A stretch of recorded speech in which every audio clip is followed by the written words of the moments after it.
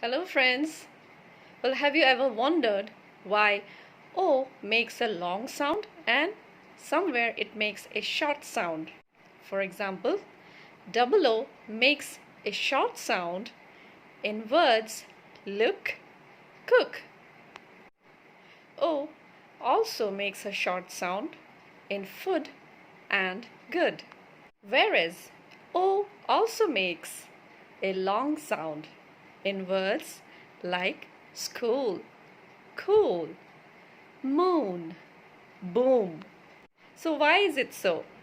Want to know the answers? So, the fact is that O makes a short sound before consonants like D and K, whereas O makes a long sound before M, N, L. So, that was today's tip. Hope you have enjoyed.